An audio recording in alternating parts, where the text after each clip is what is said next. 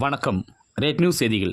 தருமபுரி மாவட்டம் நல்லம்பள்ளி வட்டம் கோணங்கிணலி பஞ்சாயத்து பி. அகரகாரம் அம்பேத்கர் நகர் கிராமத்தில் ஆதி திராவிடர் பட்டியல் இன மக்கள் சுமார் 60க்கும் மேற்பட்ட குடும்பங்கள் வசித்து வருகின்றனர். இவர்களில் யாராவது இறந்துவிட்டால் அவர்களை அடக்கம் செய்வதற்கு சுடுகாடு மயான பாதை வசதி இல்லை. இந்த கிராமத்தில் இருந்து சுமார் 2 கிலோமீட்டர் தொலைவில் உள்ள ஏரி கரையோரம் முட்புதில் அடக்கம் செய்வதற்கு சேரும் சகதியில் விழுந்து இறந்தவர்கள் எடுத்து செல்லும் அவல நிலை உள்ளது. பட்டியல் இன மக்கள் கிராமத்தை சுற்றி வன்னியர் இன மக்கள் வசித்து வருவதால் பிணத்தை எடுத்து செல்ல வழி விடுவதில்லை. வேறு வழி இல்லாமல் சேறு சகதியுமுள்ள நிலங்களை எடுத்து செல்கிறார்கள். ஆகவே அரசு உடனடியாக நடவடிக்கை எடுத்து அவர்களுக்கு பாதை அமைத்து கொடுக்குமாறு பொதுமக்கள் கோரிக்கை வைத்துள்ளனர். ரேட் நியூஸ் தமிழ் செய்திக்காக கிருஷ்ணகிரி மாவட்ட செய்தியாளர் வீராசாமி.